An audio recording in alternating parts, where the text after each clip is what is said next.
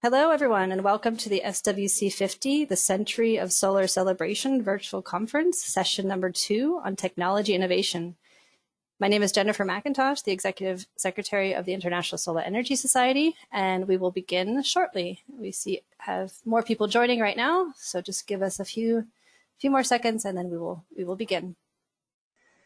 So again, hello everyone and welcome to the SWC50, the Century of Solar. I'm Jennifer McIntosh, the Executive Secretary of the International Solar Energy Society and one of the organizers of the SWC50. It's my pleasure to welcome you and to introduce our session introducer, Professor Eicke Weber. Professor Weber is past Vice President of ISES and Chair of the European Solar Manufacturing Council.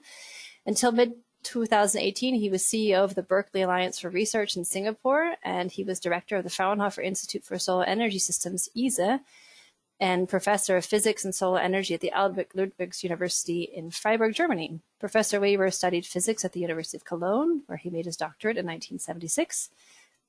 And from 1983 to 2006, he lectured at the faculty of the Department of Materials Science and Engineering of the University of California, Berkeley. The topic of his own research is semiconductor materials, science for photovoltaic and microelectronic applications.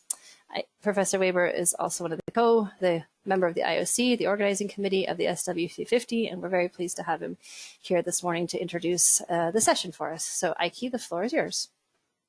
Thank you so much, Jenny, and this is a big pleasure and honor to be with you today, although we cannot meet in person, it's only virtually, because really the reason for our Solar World Conference 50 is a very special one. We want to celebrate the achievements that have been reached in the last 50, actually in the last 70 years of photovoltaics, and we want to look forward, because I think we are in the year 2020 at a very decisive point, because now photovoltaics is going into the mainstream energy production worldwide and will develop to be a key pillar of our future energy systems. Actually, for over 60 years, the members of ISES have undertaken technical research, product development and advocacy for the growth of solar and renewable energy technologies. And our conference this year is a celebration of what has been achieved over the past 50 years. And of course, very important, a discussion of what needs to happen in the next 50 years. And especially, as we all know from the urgent climate problem, what is going to happen in the next decade, the clean tech decade, as some people call it. Throughout this conference and the related ongoing online museum and booklet, this was organized by Geoff Stapleton, whom you will meet later in this conference as well.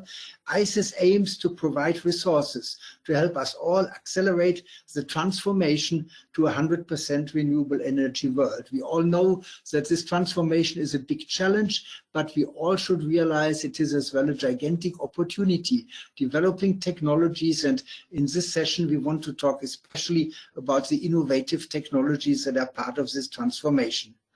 We would like very much to thank our platinum partners, which helped to organize the conference and support us. This is GSES from Australia and Enwell from the United States. We have gold partners, Smart Energy from Turkey, and additional 20 more supporters who are listed in the booklet and the museum. And in the name of ISES, I really would like to thank all of these supporters. And I would like to thank all the members and all the small-scale supporters. And you might have found on your way to this webinar, there are quite a few opportunities to express your appreciation and to donate something to ISES. I would like to inform you that the sessions will be recorded so that it will be available online after the conference. This session, as all of the sessions of this virtual conference, addresses an important aspect of the energy transformation. And I think we all agree that after the corona crisis, the issue of climate change and the need to transform the energy system and at the end to transform the whole economy to sustainability will be very important. Today, our session moderator is Charlie Gay, and it is for me a special pleasure to introduce Charlie. I know him for many decades because he has an extremely distinguished career in the government and the Department of Energy. He served as director of the National Renewable Energy, but then he as well changed to industry. He was in a leading position in applied materials. He was president and CEO of ASE Americas, and today he is CEO of a startup, Violet Powers. So you see, our dear Charlie luckily is not aging. He is getting younger each year because he finds so many opportunities to engage in. Charlie, I would like to hand over to you now. Thank you so much, Eicke. I really appreciate the opportunity to join here today, and for all the work that the team has done in organizing our sessions. Let me show my screen. Is my screen visible? Yes. Yes. Okay. So we're covering technology innovations here today, a retrospective look at where we've been and a prospective look at what's possible. First, to set the context of the importance of electrification. Much of the application of our solar technologies are for generation of electricity, but can go beyond that to improve energy efficiency, and especially in applications where increasingly heat pumps are finding fabulous use. And we're seeing a rapid onset of the adoption of electric vehicles for transportation. The overall electrification of society can make a big difference to our opportunities because we have created technologies that are very effective and can compete anywhere for electricity generation. When we look at how much energy the world is using today, it's about 16 terawatt years per year. And there's a joke here in the US that Willie Sutton, who was a bank robber, was asked at one point when he was finally arrested why he robbed banks. And he said the answer was, that's because that's where the money is. And if we look at where the energy is, there's no question that the energy is with the sun. And the opportunity to use the sun and a relatively small amount of land is actually necessary for generating all that we need. Some great modeling has been done in the past 5 years around how to get to that 100% goal that Eicke referenced. And importantly is, how do we get most of the way there in the next decade? How do we get action mobilized? Across the left-hand side, you can see that over 55% of the opportunities for use of solar can make that difference happen. Together with a combination of energy efficiency, we can shift from the business as usual consumption increasingly to decreasing the annual consumption of energy. There's a great network of infrastructure that's in place, and we can leverage that infrastructure. We can couple the opportunities to generate power with the opportunities increasingly that are being brought forth for storage, especially with the scaling of electric vehicles. Most of the progress that's been made in solar and in general in the technologies that we rely on have happened in the past decade, and the speed of change is speeding up. The number of opportunities to use clean energy solutions and integrate those solutions with the digitization of the grid, access to information, makes it possible to model autonomous energy grids, as well as the adoption of autonomous electric vehicles for transportation. Those synergies work well for increasing scale. There's a saying that there's a tendency to overstate what we can do in the short term and underestimate what can be done in the longer term. This is a chart that Steve Chu, who was Secretary of Energy at the time in the US Department of Energy, back in 2009, projected that it would be many years before the cost of solar dropped, and that it was likely the cost reduction would slow as time went by. The reality is that the cost reduction has speeded up over the past decade. Today, we can find solar panels for less than 25 cents a watt, a tremendous cost reduction, and that's been possible because of scale. Similarly, we have an existence proof that solar is durable. The first grid-connected system in Europe, deployed in 1982 and monitored in Lugano by folks at the ISPRA test facilities in northern Italy, as well as at EPFL in Lausanne, showed that of the systems in that initial grid-connected array, one of the unique polymer formulations used with the module resulted in over 35 years of performance in which the solar panel had 95% of the power after 35 years that it had on its very first day of use. So we have an existence proof of being able to get to very low costs and an existence proof of durability. Now it's time to put pedal to the metal, as they say. Look at the ecosystem of where generation of electricity can be done with solar, how that energy can best be stored, and how best to make use of that energy in the most energy efficient fashion can put us on that trajectory towards 100% renewables.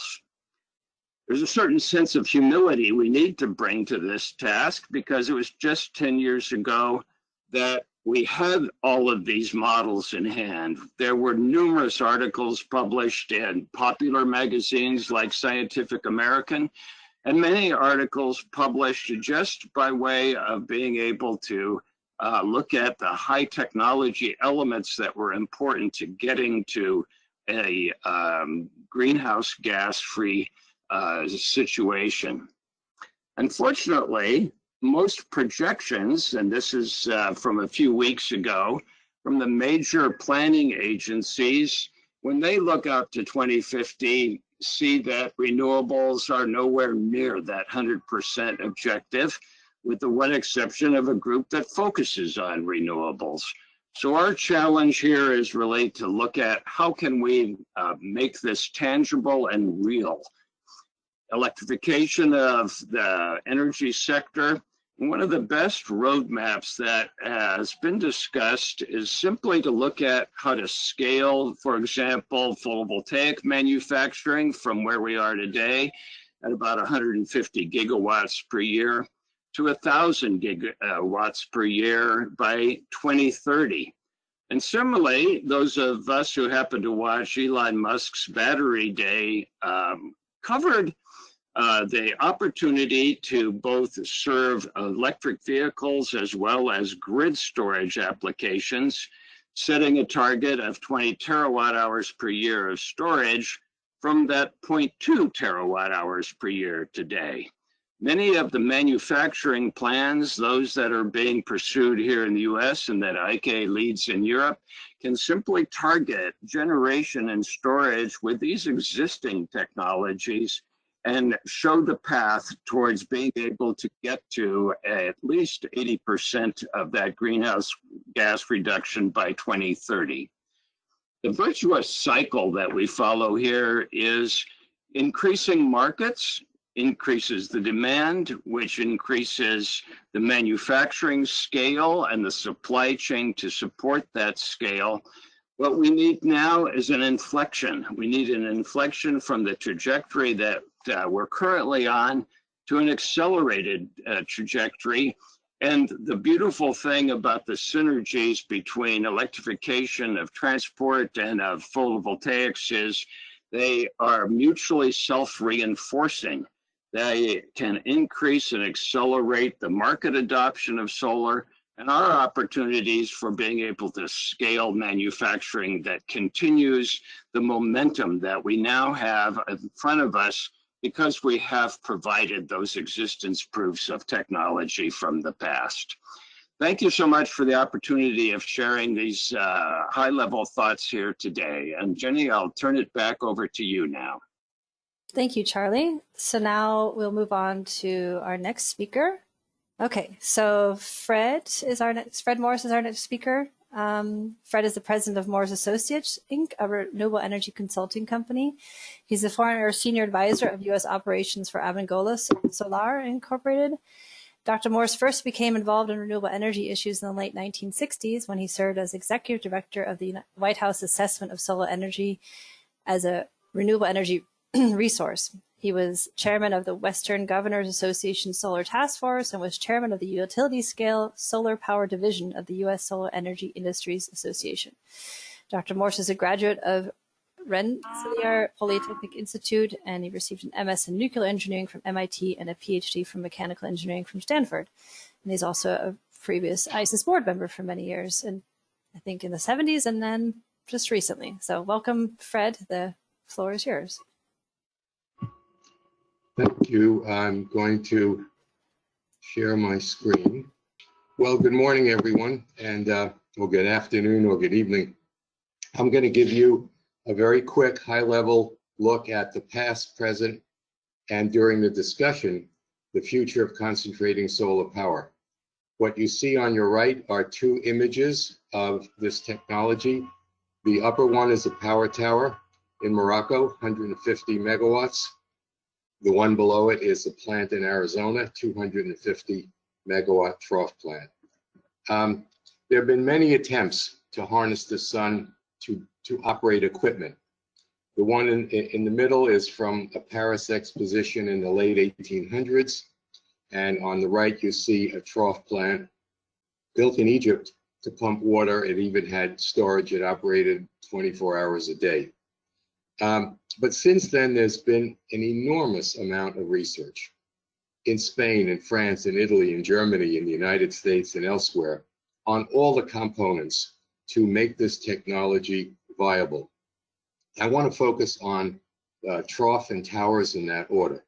So I'll start here with the SEGS plants in the United States. They were built in California in 1984 through 1990.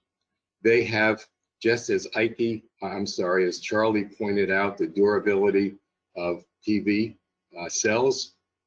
These plants have met their 30-year power purchase agreement, coming online every day reliably, year in and year out. In the years following the SEGS plants, which were the first commercial CSP plants, there was a lot of work. Maybe 70 more trough plants were built. And I'd like to show you a close-up of the 250 megawatt plant that was on the opening slide. Take a look at the power block in the middle. And by the way, this illustrates the beauty of photovoltaics, because photovoltaics doesn't need that power block in the middle. But concentrating solar thermal does. That's where we convert the heat to electricity. Look at those 12 round discs. Those are thermal storage tanks. I'll talk more about them later. For a sense of scale, 2 of them would fill a football field. Let me show you now what you get from those 12 tanks of molten salt. Now I want you to keep in mind the 3 colors. The sun, yellow, obviously. Blue is what the utility must meet. That's their load curve. And green is the output of Solana, the CSP plant. It's a clear day in the summer. Take a look at the sun. It comes up in the morning, 6, it goes down 6 p.m. The CSP plant continues to operate well into the night. If we take a look at a cloudy day, you see that the output is quite steady in spite of a very, very cloudy day. And notice that the plant is operating even later into the night at the request of the utility. Now, if we take a look at 2 days, a sunny day and a cloudy day in the winter, I want you to look at the green line. The first day, the sun goes down at 6 p.m. and the plant keeps running until about 10:30. Notice it starts up 2 hours later, because the utility wanted to meet the morning peak. Look at the blue line, there's a morning peak. And then it runs to meet the evening peak. So you're starting to see the flexibility and the dispatchability that comes with thermal energy storage. Now take a look at the last curve. This, for some reason, Arizona Public Service, the utility, wanted this plant to run 24 hours, and it did. It's capable of doing that. So let's talk about the durability of CSP. The Spanish fleet of trough plants numbers 39. 15 have storage of 7 to 9 hours of molten salt storage, 24 don't. Look at the last 6 years. The output, regardless of storage or not, has been quite steady. I have to point out 2018 had very low solar radiation for a variety of reasons. Otherwise, I think you would have seen it pretty rock solid steady. And the plant availability for this fleet of plants is over 96%. This is a very reliable technology. Yes, some new plants when they start have problems, especially with new technologies. But once the problems are worked out, this is a reliable technology. Now I'm going to switch to power towers.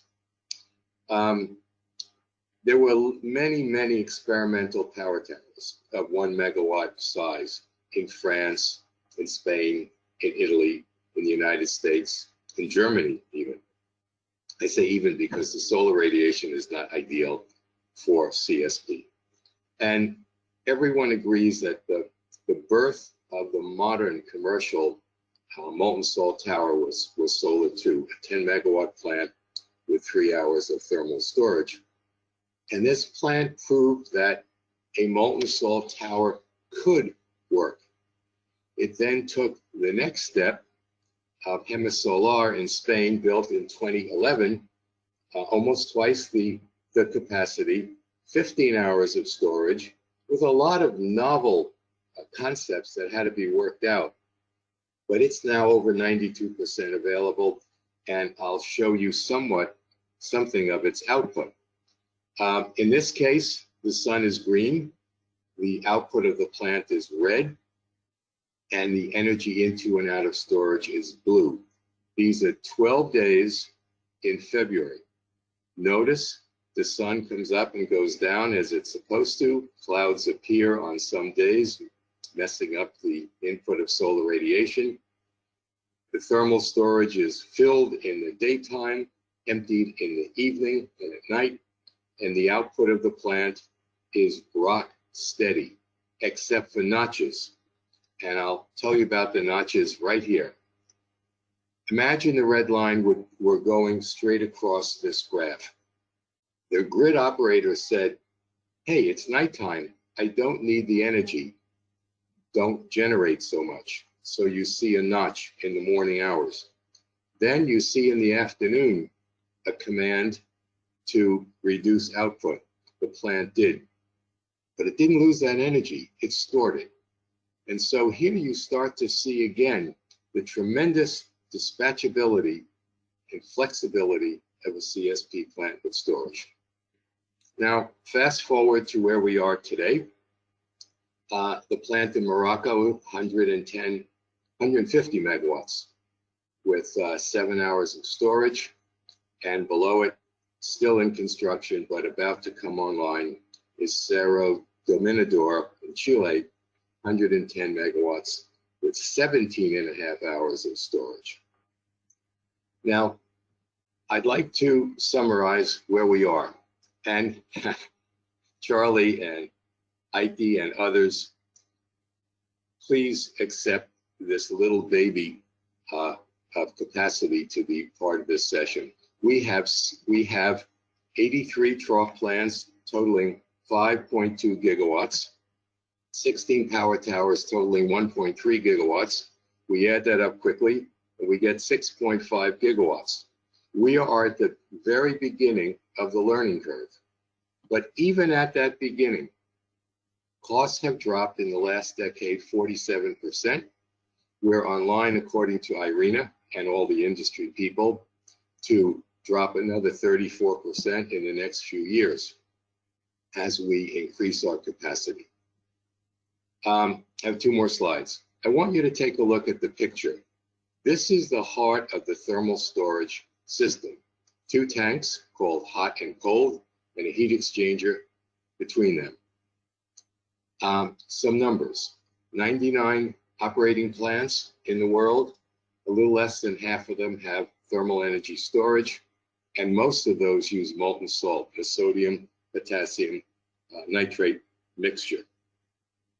There are 1 to 17.5 hours of thermal storage, approximately 3 gigawatts of capacity, and 25 gigawatt hours of energy storage. And Charlie, you mentioned a number 0.2 terawatt hours.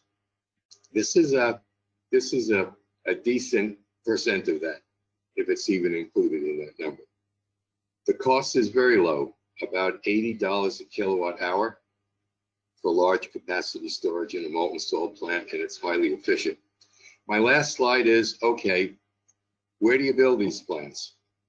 And while you're looking at this map to find your country or where you'd like to go as soon as the COVID is over and you can fly somewhere, take a look. For CSP plants today, you want to be kind of in the orange or darker. Look at Australia. It is a magnificent place for CSP. Look at the Mojave Desert, southwest of the US. Look at Chile. Look at parts of South Africa, North Africa, the Middle East, other parts of Asia. There is a tremendous, for those countries, I think CSP with storage offers great potential. And with that, I thank you. If anyone wants to find me, that's how you find me. Thank you very much. Now I would like to talk about, after this really very nice and comprehensive introduction by Fred on the topic of solar thermal power production, we want to go to photoelectric power production. I think photovoltaics, as we probably all know, has gone an unbelievable development in the last 50 years. Here is, I show the last 30 years, and what is really amazing is, and I was amazed myself when I found this out, is in the last 30 years, since 1992, we had an unbelievable compounded average growth rates of 38%. I think there's hardly ever any technology which can continue to grow at such a breakneck pace. Today, we have installed more than 600 gigawatts worldwide, but we are still just at the beginning. You know, I like to show this pretty old graph from the International Energy Agency, which predicted for 2050 that we installed 5,000 gigawatts. Today, we expect this to happen already during this decade, before 2030. But the most important message is, whatever scale we use, we are just at the very beginning. We are at the embryonic stage. And I think it's very interesting that this year 2020 starts the decade till 2030. And I think this will be the time when photovoltaics will move into the terawatt age and get a very serious player in supplying electricity to the world. But the story is, of course, and I have little time, I want to just say a few words. We started in the 1950s, since at Bellabs photovoltaics was first demonstrated. We started with the so-called aluminum back surface field technology, which was easy to make, but still production was very expensive, like $1 per kilowatt hour for solar electricity, and therefore it was only useful to power satellites. Actually, for the solar satellites, there was a competition between solar batteries and nuclear batteries, and of course we all know which ones won out. In the 1980s, people thought that this crystalline silicon technology with the aluminum back surface field cannot really go on forever. And therefore, there was a lot of discussion about crystalline silicon technology being the first generation of PV technology. The second generation should be thin film technology. The third generation, then organic PV, nanostructured PV, and this kind of unusual solutions. However, what happened is the thin film folks never were able to catch up with the rapidly developing crystalline silicon PV. You know, these two learning curves show the cost of modules, of thin film modules and of crystalline silicon modules. You see, in principle, the thin film development is as well very promising, but simply it is shifted and has never caught up with what we have done in crystalline silicon. As a matter of fact, we can see that the silicon learning curve has moved down, further down. We are today at about 20 cents per watt for silicon modules, and you see we have come down almost 2 orders of magnitude in the last 30 years. And if we want to see how the PV technologies have developed, we can see the slide. And indeed, if you go to about 1986, 88, thin film technology had about 1/3 of the technology space in PV. But today, because of the cost reduction, it is down to 5%. There is a very successful company, First Solar, which not only produces PV modules, but they install as well the PV systems, and First Solar sells electricity, and therefore they can still be competitive. Inside the crystalline silicon market, we had as well a very exciting technology development, because as short as 5 years ago, everybody thought that multicrystalline silicon is the name of the game. It had much more than 50% of the world market at that time, because multicrystalline silicon, which is silicon created by casting a big block of silicon rather than the cumbersome single crystal growth, is almost as efficient as crystalline silicon technology. But as we will see in a few moments, crystalline silicon technology is now winning out very clearly, because we have recognized that in the cost of systems, the efficiency of the solar cell is a key component, because it determines how much electricity we produce. And therefore, the other costs of the system, the inverters and the installation, all of these are fixed costs. But if you are able to increase the electricity output by better solar cells, this immediately changes the whole world. And therefore, now the name of the game is indeed increasing efficiency. And let's have a look how the history there looked like. This graph, and I really would like to thank Andreas Bett, my successor as director of Fraunhofer ISES, together with Hans-Martin Henning. He has really developed these very beautiful slides, which show the average conversion efficiency. But you see the very powerful movement of the aluminum back surface technology till about an efficiency plateau of 20%. And when this plateau was reached, the technology started to transition to PERC technology. PERC technology replaces the backside aluminum layer of a standard ALBSF solar cell with a very good passivation layer like silicon oxide or sapphire, and you place the contact only at individual contact points, for instance by a laser, so that 99% of the backside is perfectly passivated. Only at these few contact points the passivation is disrupted, and these contact points are completely enough to get a good electrical contact. And as a matter of fact, we have a whole range of technologies at hand to go beyond the aluminum back surface field. We have metal wrap through, we have interdigitized contacts, and we have a technology which is very interesting, heterojunction technology, where we basically use amorphous silicon to simultaneously act as a very good passivating layer and as a contacting layer. And very exciting technology is an alternative to passivating contacts with amorphous silicon is the TOPCon technology that was developed at my institute when I had the pleasure to be director of Fraunhofer ISE. And here the idea is to use a passivation and oxide layer as contact layer. And you would say this is crazy, doesn't work, but of course we have quantum mechanics, and quantum mechanics tells us that if such an oxide layer, energy barrier layer, is just thin enough, carriers can tunnel through. And with such a tunneling oxide, You have the big advantage of having a perfect surface passivation, because on the side of the crystalline silicon, and simultaneously a very good contact. So actually these technologies, heterojunction technology and TOPCon technology, bring now silicon technology to a new level of efficiencies, 24 to 26%.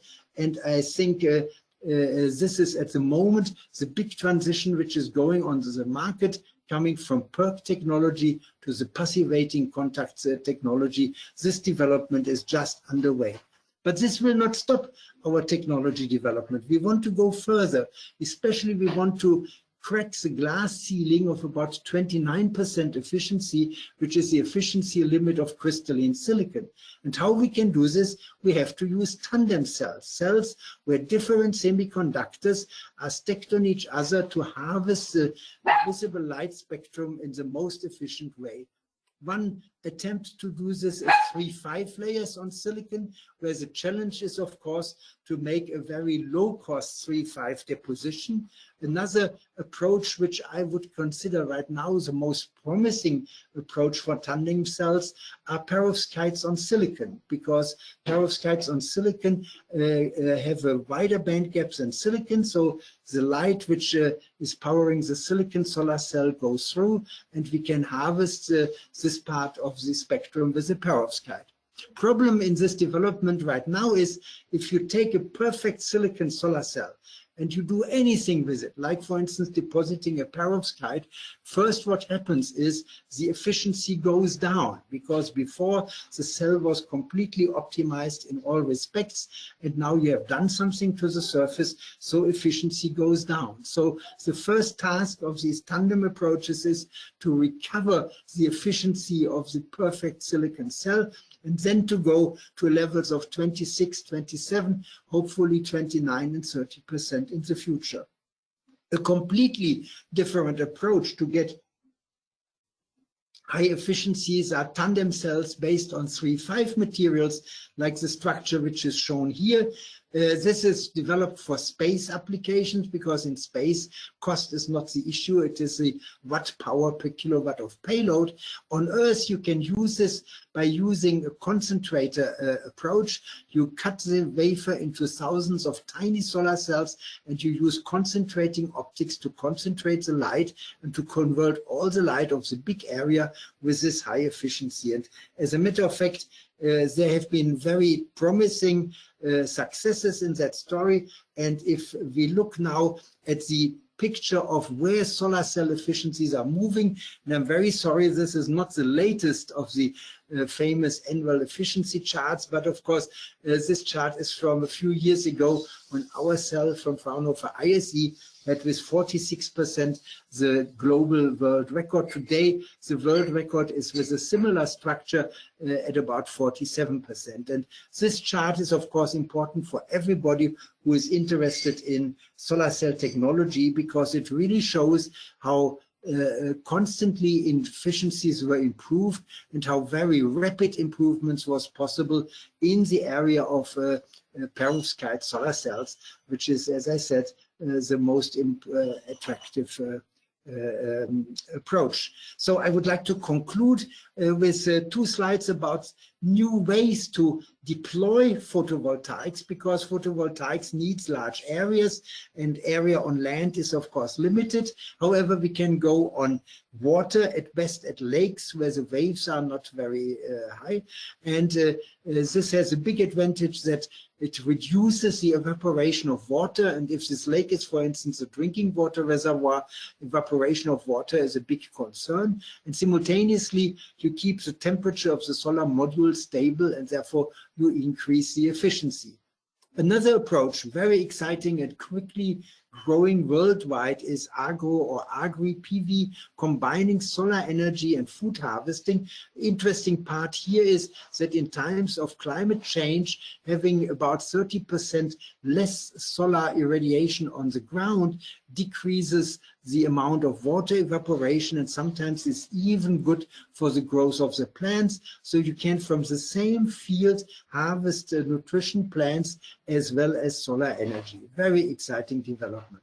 So let me summarize that we have really in the last 50 to 70 years, with the help of all people involved, including, of course, ISES as a world-leading organization of individuals who are working and enthusiastic about this field, it has become the lowest cost ways to produce electricity today.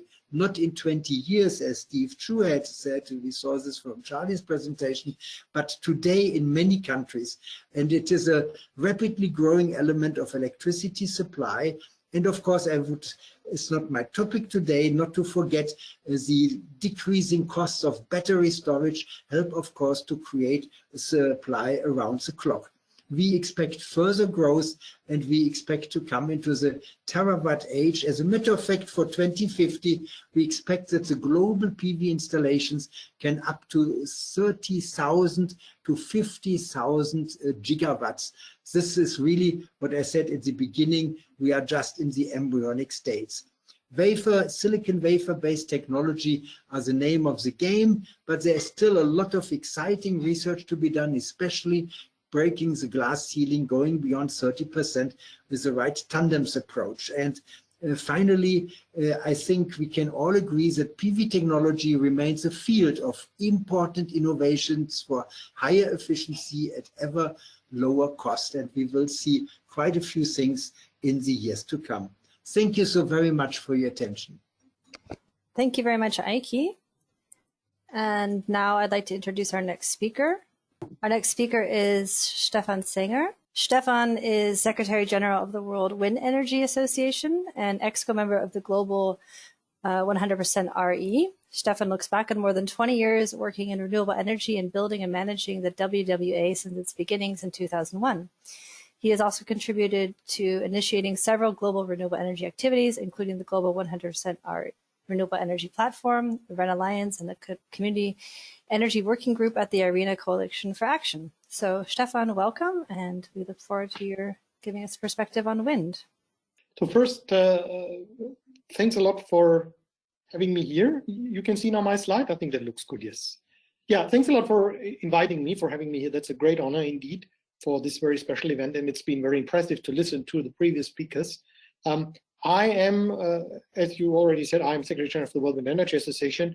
I understand myself as a renewable energy person, so I'm very much interested in what's going on, not only in wind, but also in solar technology and other renewable technology. So that's been very inspiring.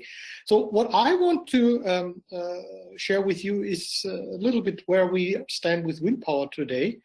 And of course, wind power has a longer history than solar power. It starts going back centuries ago. We had these traditional windmills that were used for grinding grain, of course, mainly. You see on the picture here, that's one of these traditional Dutch-style windmills, which became very common, in particular in Europe. And end of the 19th century, there were 200,000 of them in Europe.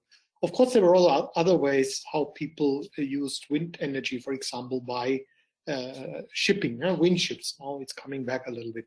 But modern wind power started actually end of the 19th century in several places in parallel, if you want. The first time electricity was produced from a wind turbine was 1887 in Scotland, and the same year in France. And 1 year later, Charles Brush in the US started that as well. One of the pioneers, I think, who did a lot of technical innovation was Paul Lacour in Denmark. Only 4 years later, he started electricity generation from wind. And quite amazing, 3 years later, he started also to produce hydrogen from wind, and he had a hydrogen lighting system already in place. Then there was some kind of not so much happening, but 1920s, 1930s, many companies came up and started being interested. Many countries in the 1920s, the Soviet Union had the first research center for wind energy. And in the 1930s, a German engineer, Hermann Honeff, proposed a 60 megawatt wind generator. Of course, at that time, probably it sounded like this guy is crazy. Today, we have wind turbines, I'll come back to that, of more than 10 megawatts. So maybe we come one day to that size. We don't know. In the 1950s, many wind turbines of 50 to 100 kilowatt were still installed in the Soviet Union. most of the countries stopped being interested because oil was cheap. And then even there was a law in Germany for the promotion of decommissioning of the traditional windmills. And just with the first oil crisis and the second oil crisis in the 1970s, the Renaissance started in the US. Jimmy Carter did a lot. Later in Europe, in particular in Denmark and in Germany, and later other countries followed. So what happened with the technology? And just I think it's interesting to look at how wind turbines grew over the last 30, 40 years. As I said, modern wind turbines as we have them today, you can say started in around 1980. At that time, typically with maybe 30 kilowatt. And then in the 80s, we reached some 100 kilowatt. Then the 1 megawatt started in the 1990s. Now we have the multi-megawatt turbines, and they're turbines of 10 megawatt or more, which are mainly used for offshore wind generation. It's quite impressive when you look at the installed capacity development over the last, since 1980, 40 years. In 1980, there were 8 megawatt of installed wind turbines. And whenever you see that arrow, it's a tenfold increase in installed capacity. So we have now a global installed capacity of, well, in the meantime, maybe close to 700,000 megawatts. So that's quite similar at the moment to where solar PV stands. Electricity, the share in global electricity demand is around 6% already. We have some countries which have shares of 20%, 30%. Denmark, Uruguay, they have shares of 40% or more. And total electricity generated is around 1,300 terawatt hours. That is more than double of the overall electricity consumption demand of Germany. And which countries are leading at this point of time? China is by far the dominating market, with more than 1/3 of the wind turbines installed, or the wind capacity installed now, can find in China, followed by the United States, Germany, India, and Spain. These 5 countries have been over quite some while the big 5. We should always also mention Denmark here as well, because this is really technically a pioneer, also in terms of business models, a pioneer, and they have the highest share with more than 40% of their power coming from wind. Not to forget about small wind turbines, because where we started in the 80s, these kind of the size or even smaller than that, that has become its own market segment, and that's not counted when we talk about large wind turbines. So we also do statistics on small wind turbines, which are defined as up to 100 kilowatt. Many of them are in the range of 1 kilowatt to 5 kilowatt, up to 10. So that's typically household size. And you see that that also plays a substantial role, because we see more than 1 million units installed around the world. Most of them, I must say, again, in this case, installed in China, followed by the United States. But there are quite a few, many millions of people around the world which get their power from small wind turbines. Sometimes they're also used that they're not fixed at one place, but in China, for example, by herdsmen, that they take them with them and they have a small battery. Of course, solar PV, as it's now so cheap, as Eicke just mentioned, is a competitor. And that's why the small wind market is struggling a bit. So that is where we are with wind energy today. Prices have gone down a lot as well. I think we can argue certainly what's cheaper, solar PV or wind. I think the level is similar. Of course, it depends on the resources that you have at a certain site. But of course, wind energy has some advantages which solar doesn't have. Wind energy is also available during the night, and in, let's say, for example, Arctic regions during the winter when there is hardly any sun. Of course, solar PV is maybe better predictable in the longer term, because you have during day a lot and not during the night. What we should also not forget about are the socioeconomic aspects of wind power and of renewable energy, because I think that is, on the one hand, it's very obvious. Renewables are available everywhere. So renewables are harvested all around the world. It's totally different from the way we used to use energy in the 20th century. Not just a few places where you find oil or coal, but in practically everybody can now use solar power in particular. Many people are using, as I just showed you, small wind turbines, and many people are also investing in larger wind farms. That's why we feel it is very important to look at what that means, and it brings many benefits for many more places. There are many villages around the world that now make renewable energy a business. They earn money with it. And not to talk about developing countries where renewable energy is the only way of having access to electricity. And that's why we find we have a special focus, and that's certainly something that is also a game changer in the whole electricity energy supply at the end, the way how we do business around the world. That's why we see that one a paradigm in the future will be the role of community power, the role that citizens play in, some people also talk about prosumers, produce and consume electricity energy at the same time. Plus, I think the second important paradigm is the 100% renewable energy future. I'm very happy that the previous speaker spoke about that. We started talking about this more than 10 years ago, when people looked at us as if we were some strangers. Now it's becoming more and more common that we really have to find ways of how to integrate the different renewables. And it's very clear that after the Paris Agreement, the new paradigm is 100% renewable energy, because otherwise we will not reach a greenhouse gas neutral energy supply. I think we realistically, let's forget about nuclear. That will always only be a small margin, and any other ways of carbon sequestration is not really working, too expensive. And the third part of the new paradigm is, I like that image of symphony of the renewables, that we really have to see how exactly those renewables are fitting together. They are complementary. I've already mentioned that wind can be harvested. I mean, where I'm living, usually we have more wind during winter time when there's much less sun. And so it makes a lot of sense to connect those different sources. So symphony of the renewables means we have to combine those renewable energies, like different instruments can make different music, depends on what you want. So we need to use those different renewables to make the music that is kind of creating the new way our economy, world economy is working, without putting on risk the future, our own future and the future of our children. With this, thank you, and happy to also be part of the discussion. Thank you very much, Stefan. So now we go to our final speaker, Werner Weiss. So welcome, Werner. Werner is a founding member of the Austrian Research Institute, AEE, Institute for Sustainable Technologies in Gleisdorf. He is working in national and international solar, thermal, and energy efficiency projects, and headed numerous national and international projects. Since 2009, he is board member of the European Technology and Innovation Platform on Renewable Heating and Cooling, and since 2010, the Austrian representative in the Executive Committee of the Solar Heating and Cooling Program of the International Energy Agency.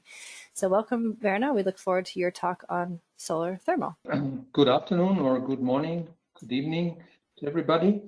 I liked the last sentences of Stefan, who mentioned the symphony of renewables, and I'm going to introduce a new instrument. We had 3 excellent presentations on renewable electricity, and we switch now from electricity to solar heating and cooling. So I try to introduce this new instrument, and hopefully can show you that in this symphony, heating and cooling is also important. In my presentation, I tried to give you a short overview on the most important developments on solar thermal. A quick look back to one of the first steps we had. The first solar water heater was patented already 1891 in California. So like a lot of renewables, starting point was in the US. And what you can see on the left-hand side on this picture, you can see in summer 1909, in a little outdoor shop in Los Angeles, William Bailey began selling solar water heaters. And what you can see on the right-hand side is, as these solar water heaters looked like on the roof of this single-family house, from 1911. It looks like similar to solar water heating systems we know now from single family houses. But a lot of things happened in the meantime, of course. And the question is where we are today. And you can see here on this slide the total installed capacity in operation at the end of 2019 on solar thermal, which is of course heat, and we compare heat and power, but solar thermal, wind power, photovoltaic, geothermal, and solar thermal power. And during the presentations of my previous speakers, I was always checking my slide here if I have the right figures, and I think it fits quite well. So the blue columns show you the total capacity in operation, and you can see that solar thermal with 479 gigawatt installed capacity is in the same order of magnitude compared to wind and PV, and significantly ahead of the installed capacity of geothermal and solar thermal power. But usually in the energy discussion, most, especially politicians, completely forget about heat. If they talk about energy, they talk basically just about electricity. So it's just to give you an overview, a lot of things have been achieved also in solar thermal. And what you can see in the red bars is the energy supplied. This basically shows the full load hours, which are usually higher with wind or PV, because solar thermal usually also has solved the problem of storage in on-site. Let me go to my next slide to give you the whole picture on the global final energy consumption in 2018, but this has not changed a lot. As you can see here, 21% of the global final energy consumption was on electricity. 29% is the transport sector, and this is what Eicke also mentioned. So a lot of this transport sector in future, they will need a lot of electricity. And what we should keep in mind, in the next few decades, we have to replace all coal, oil, gas power plants worldwide by PV and wind to make it renewable, and in addition to serve the needs of the transport sector. So almost 50% of the global final energy consumption is heating and cooling, mainly heating, and it's about half of it is in the building sector, and the other half is in industry. Even if we do a lot on energy efficiency here, this will remain also in the next decades major part of energy consumption. Therefore, I want to show some applications on solar thermal we can provide, of course, already today. So it's a technology which is has also proven decades of application, and we can use it in very different applications. What you can see on the top right is small-scale thermosiphon systems, like here in Osona village. It's a new settlement built at the moment with 10,000 houses in Namibia. Every house comes with a solar water heater. And on the left-hand side, you can see the solar water heating systems for domestic hot water can also as big as shown on this multiple family houses in Germany. They are used here. So the whole roof is covered with solar thermal systems. What was growing quite a lot is the large-scale systems for solar district heating and residential buildings. And this is really, you can see here this exponential growth we had in the last years. And this is what I think it's really also something for the future. District heating networks exist in a lot of countries, so it's the easiest way to solarize district heating networks. And without changing the infrastructure in general, we can convert district heating to renewable. And what happened in the last years, about 400 large-scale solar thermal systems connected to district heating networks, most of them, and a lot onto other residential buildings, to blocks, are in operation. The total installed capacity up to now is 1,600 megawatt, which is in the range of 1.3 million square meter collector area. And it's just to show you one example from Denmark, from Silkeborg. This is one of the biggest systems at the moment. It covers 20% of the annual heat demand of Silkeborg. So it's not just PV with large-scale systems, but it's also more and more solar thermal systems, especially connected to district heating. And usually these systems, several of these systems are connected also to long-term storage, so to seasonal storage. And I think in the future also the seasonal storages will play a major role in the combination of different renewables. So using wind energy, using PV, convert so power to heat, use this huge storages, and then connect it to district heating and also feed in, of course, solar thermal heat or waste heat. Another good example, in my point of view, is in Tibet, in China, a nearly 16 megawatt installation in very harsh conditions, as you can see here in Tibet, but it covers more than 90% of the heating needs during winter time. And it's connected to a 15,000 cubic meter seasonal storage. Also, very good developments we saw in the last years in solar heat for industrial processes. A lot of heat is needed in industry, especially in the food and beverage industry, but also in the mining industry, is needed on low temperature heat. And there we could show that there's a lot of good opportunities, and what was installed in the, would say, last 10 years, it's about 800 chip systems, what we call it, so solar heat for industrial processes, with about 1 million square meters are in operation. It's about, they're ranging from small scale systems up to the 100 megawatt sector. The world's largest process heat application at the moment is at Mira in Oman, and this has at the moment a thermal capacity of about 300 megawatt thermal. Here we are also using parabolic troughs, producing steam for enhanced oil recovery. And this is also a quite new and interesting development. These parabolic troughs are housed into a greenhouse structure. But as I said, it's from small scale for breweries, for instance. A lot of several of the breweries converted to 100% renewable brewed beer. So they brew their beer just with solar energy in the meantime, but also tanneries. And in my next slide, I will show you the copper mine in Chile, the 26 megawatt installation, so almost 40,000 square meters, where the heat is used for the copper winning process. So all these systems are already in place and can be, of course, implemented immediately. One of my last slides is now on PVT. So coming back to the combination of PV and thermal. And this is a development that was overlooked, I think, from a lot of us.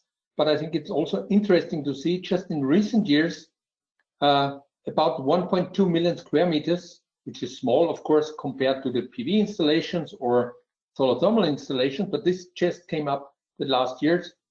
The total capacity of 600 megawatt thermal and 200 megawatt electricity was installed just in recent years, mainly in Europe, with about almost 60%.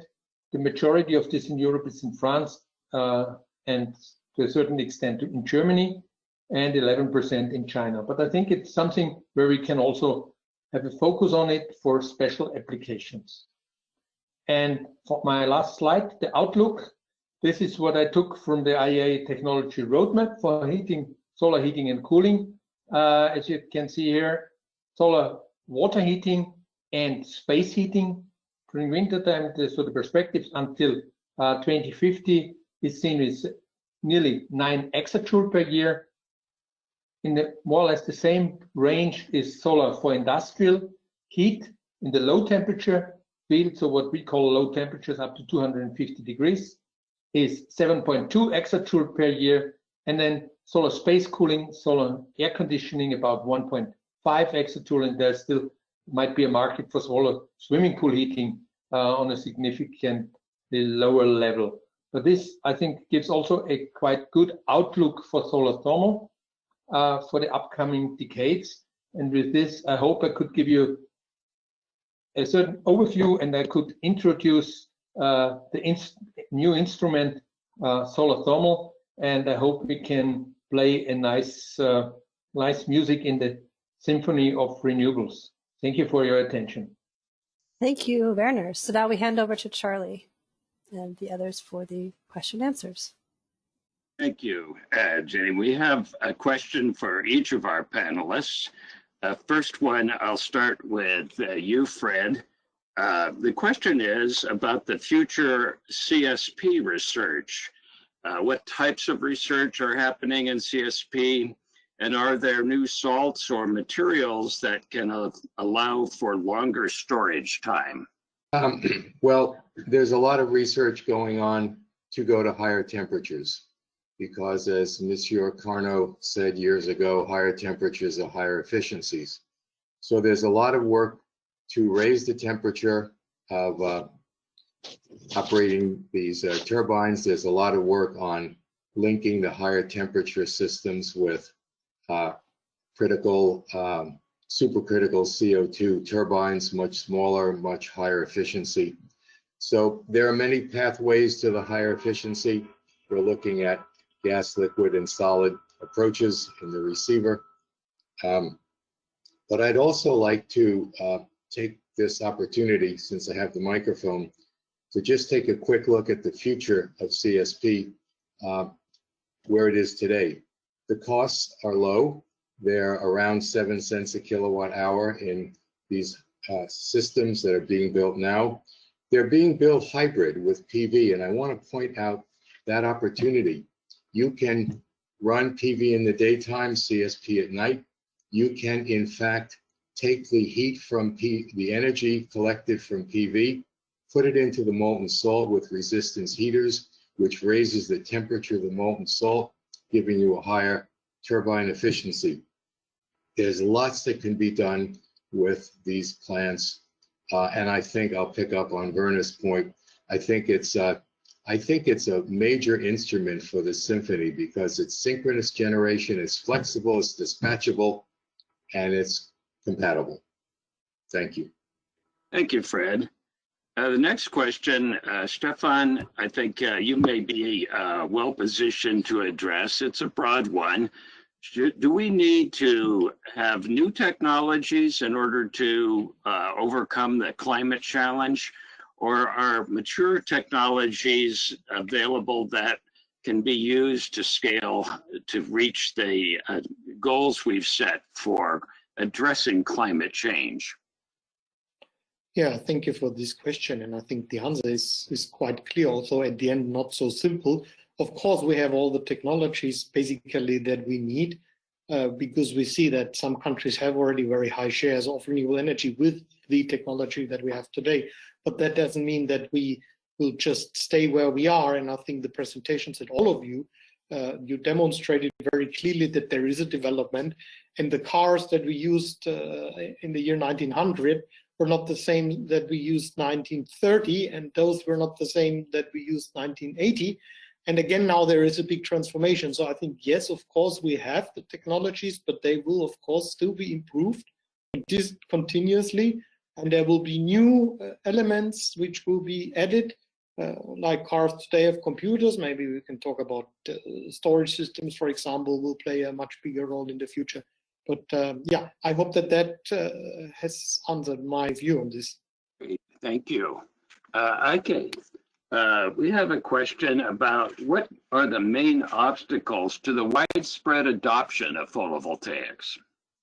I like this question very much. I would like to thank Ali Motovaskalian about it, because really this is really the key question, because, you know, photovoltaics being able to supply energy at the lowest possible cost. And as we discussed it, either together with CSP, with solar thermal storage, or with battery storage, we can as well develop photovoltaic and solar power to be available around the clock at costs which I think together with storage will be around 4 or 5 cents per kilowatt hour, very competitive, Why don't we go much faster? And I can experience this very well right now here in Germany. In Germany, everybody says we want to go for renewable energies, we want to go to carbon-free situation. But if you see laws like the new renewable energy law, which is being submitted, you see how many obstacles are built in to prevent the fast and rapid introduction. And the reason that there are these obstacles built in is that worldwide there are many, many stakeholders with very deep pockets, billion-dollar type of stakeholders who see a threat to their old business model. Worldwide, at present, in the year 2020, maybe with the exception of outgoing President Trump, nobody says openly, we are against the introduction of renewable energy. However, when you see what is actually being done in terms of rules and regulations, then there are many, many obstacles put into the way in order to be able to continue the old business model just a few more years, you know, because if the CO2 emissions are getting expensive to a level of $100 per ton of CO2 emission, then of course many of the old business models will be completely irrelevant and go out of business. And this means many investments, billions of dollars of investments are stranded assets because they will not longer be useful. And I fully understand this fight, but I think we have to go out, and all of us have this task to go out into the public, to the politicians and to the electorate, and explain to them that we do have the technologies, that we can help the cause of Fridays for Future, the kids who are really getting scared about what is going on. And we can even say this is not a big burden on our economy. Actually, it helps to stabilize the energy supply for our economies in the years to come at very reasonable prices and costs. So it is actually an advantage rather than just an obstacle. So we just have to realize the situation that stakeholders like to follow their own interests. This is very natural, but we have as well to see that the interests of society, the interest of solar industry, and the interest at the end of the day of the whole globe is very much in favor of the most rapid introduction of renewables. But the obstacles are there, and I really am grateful for this question. Thank you, Eicke. Werner, we have a couple of questions for you. One is a broad one about the impact of solar panels on the environment and the potential of changing local ground temperatures and thereby affecting local environments. And the second question that came in for you as well is if you could comment on the role of building energy efficiency, the role of insulation in buildings, and ventilation in buildings. Yeah, I would start with your second question. Of course, there is we need both. So we need energy efficiency. We need to insulate our buildings. That's, I think, the precondition for all renewables, to do efficiency first and then use renewable energy. But I guess for the next years, or even decades, it's overestimated what can be done with efficiency. The European cities, American cities, Chinese cities, in essence, they are built.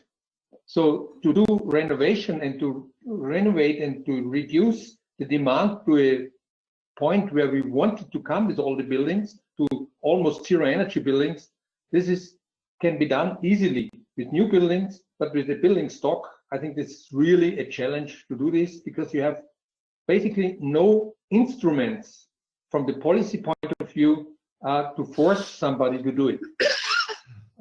So therefore, it has to be done without any doubt to reduce the demand, but I don't think it will be, the heating demand will be reduced to something like 10 or 20%. So if you are really good in the next 2 decades, I think we can put it down to half what we have at the moment. But I think then that's really, just to give you an idea, the renovation rate in Europe on average is in the range of 1%. So even if we go to 3 times, 5 times this renovation rate, it's not easy to reduce it by 90% or so, what I think technically could be done, but from the organizational point of view. The first question was on the ground temperature. When Eicke gave you some answer already with where the double use of agricultural use and PV, so it's the same question basically for both technologies. We cover ground, but there's also very good examples, I think, also for both technologies, for PV and solar thermal, where you have grazing sheep under the panels. So this double use, that's always my good friend Leo Holm usually starts his presentation with the sentence, "We are the only company who is killing their employees after the season," and then he shows the sheep. But so this just shows this double use, and I don't think there is a big impact on the ground. At least I'm not aware of studies. Maybe Eicke knows more about it, but I'm not aware of studies showing negative impacts on the ground below the PV or solar thermal panels. I fully agree with you, Werner, that in case of doubt, the impact on the ground is positive because, of course, you reduce the warming, you reduce water evaporation, and of course, with climate change, we are heading into warmer times, so this will be actually an ever-increasing thing. And of course, let's just consider solar cells above parking lots and so on. Everybody would like to have his car being well shaded. So the effect of the shade on what is going on underneath is of course quite important. And as a matter of fact, if you look at a city like Singapore or so, where we discussed the issue of heating up, at least 20 to 30% of the power which comes into the city is being drawn out in terms of electricity. You know, it would be better if the modules would be 50% efficient, then they would convert half of the energy into electricity. But it goes in the right direction. I think this is the most important statement. Excellent. We only have a couple of minutes left. One for you, Fred. Do you have views on the potential for dish Stirling systems in CSP? Yes, but they have had a challenge to compete with trough and tower, and in fact to compete with PV. So I think they have potential, but I think they have a challenge to catch up with towers and troughs. Okay, and then Stefan, last question is for you. If you could comment on the future of offshore wind in comparison to the context of onshore wind. Yes, well, thank you for this question. Yeah, I mean, offshore wind plays an increasing role in terms of the share that offshore wind has. But of course, offshore wind has the potential is maybe even bigger because just the surface, which is not land, but sea, is bigger. But of course, offshore has much more complicated technical requirements, and accordingly, it's much more expensive than onshore wind. It requires a different set also of investors, because usually you have large companies which are building, and in offshore, typically you have 100 or 200 or even more megawatt-sized wind farms, while onshore wind farms are often smaller. They're often closer to villages, cities, and the investors in onshore wind are often typically also small and medium-sized enterprises. So I'd expect that in some countries where there is some restriction in terms of availability of land, there would be a higher share of offshore wind, but you can see Korea and Japan are two such examples. They say they don't have enough land. I doubt that personally a bit, but still they were planning, and they still are planning, to have a lot of offshore wind. We'll see when that will finally start. Certainly there are other places like some of the small island states where you could also do a lot of offshore. But I think that the larger share by far will be onshore because it's less complicated. It's more accessible for smaller investors. Excellent, thank you. Now, with the remaining time, I'd like to go around the panelists and ask for some final brief remarks. And Fred, would you be good enough to kick us off? Right. Well, night happens. And because of that, I think there is a tremendous opportunity for hybrid systems, PV and CSP. Where PV operates in the daytime, CSP comes on in the evening for the evening peak, runs all night. It has long-term storage built in, it's synchronous generation, and in fact, you can then displace coal and gas plants in the right locations. You have to have the right solar radiation. I think people have to realize that there's no competition between PV and CSP. They are complementary. And with strategic use of storage, not only can you get the 17 hours, you can get several days. With a little bit of natural gas, you can operate a CSP plant and totally replace the gas plant, the coal plant. So I think there's a lot of potential, and I like the image of the symphony. I see the CSP as a good base section. That's a nice way to segue to you, Stefan. So you want me to just look into the future? Yes, please, just briefly. Yeah, I mean, this is an exciting point of time because I think we have a very strong now with Eicke referred to the climate movement, which has already kind of changed the narrative, and that's what I think we've all. I know I'm the youngest here, but still, you've spent more time, but we've been waiting for such public support, and now we have this crisis at the moment. Not only climate crisis, but the pandemic situation, which is also an opportunity to kind of relaunch our economies and how we work. And I think this together is the turning point. I'm sure it is. The narrative is there. I mean, we've worked on that.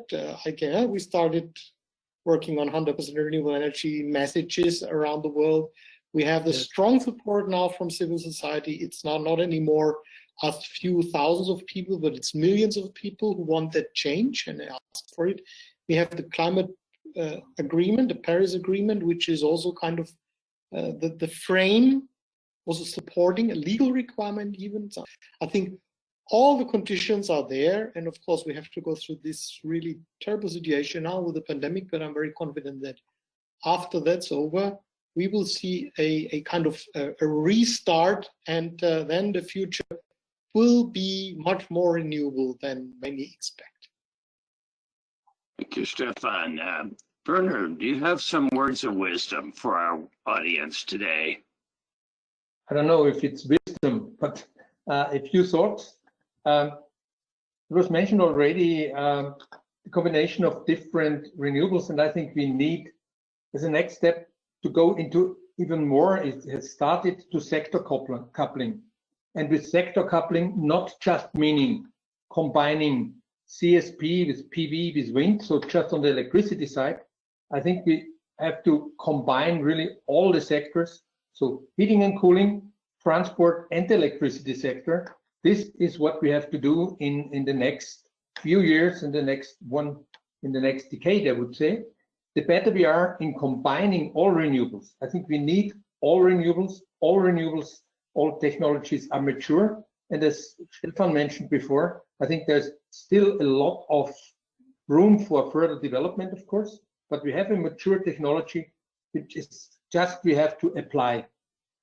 And I think, yeah, I mentioned it, really needed is a significant step forward in the sector coupling centered around storage. This is core, was not mentioned really a lot here, but I think storage, electric and thermal storage are the core technologies to make 100% renewables possible.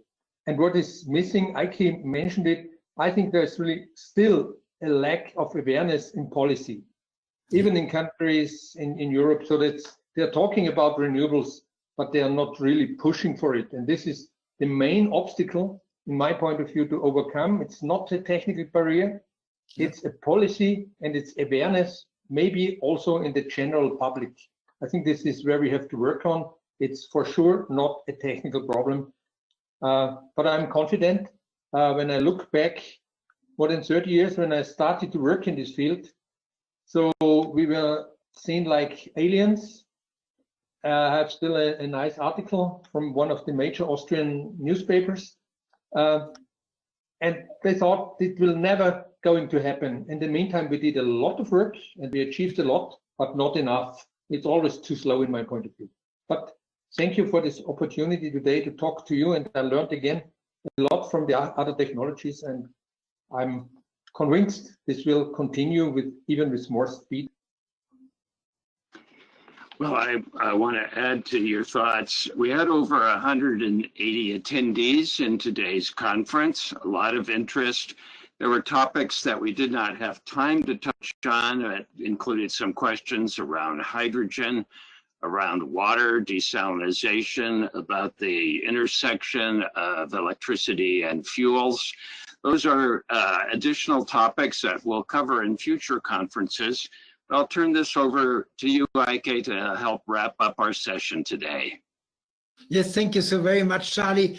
First, I would like to use the opportunity to as well make a few final remarks. I'm really very happy that our session was recorded today, because I really think as well that this was quite a good collection of an update of what is going on in technology, what we can expect in the future.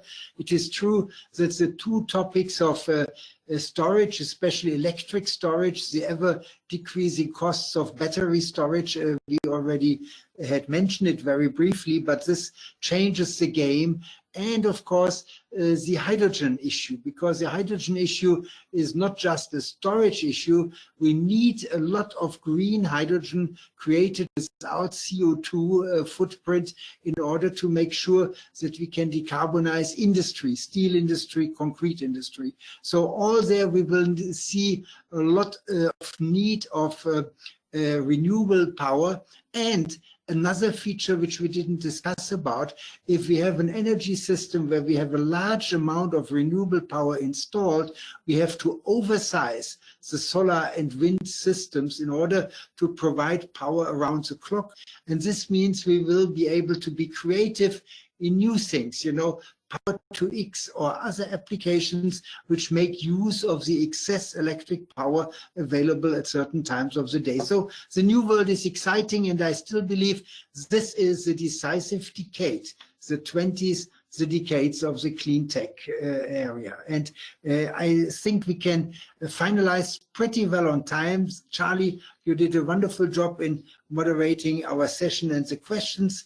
And Stefan and Werner and Fred, I think we really had a good time all together. And I would like to ask all the attendees to check for follow-up messages from ISES about upcoming activities. Tonight, we have the next session, and we have then session 4 and 5 and 6 tomorrow. And please take your time, register for the sessions, and participate. And of course, these sessions were free of charge, but ISES has to cover its expenses, and ISES is therefore very grateful for any donations which you can make to help and support ISES and our Solar World Conference in 50 years of memory of the Solar World Conference. In addition, we have created a conference booklet and museum And I would like to invite all of you to have a look at this, and maybe it helps as well to make your sponsorship of our activities more gracious. So thank you very much. It was an exciting session, and I'm sure you noticed we all had fun with it, and we are very happy if this has helped to bring forward what we all strive for, so as rapid as possible introduction of 100% renewables in our economy, in our energy system. Thank you so much. Thank you as well, Jenny, in the background. You did a fantastic job. I think the session went flawlessly, and this is, of course, up to you. Thank you, Jenny, and thanks to all. Great. Thank you very much. Thank you, Eicke and Charlie, for introducing and moderating. And thank you, Fred, Werner, and Stefan, for your excellent contributions. And thank you to our over 190 participants who joined us. I just got the final figures, so we look forward to seeing you in the next sessions. And thanks for joining us and for your support. So we'll end the session now. Bye-bye.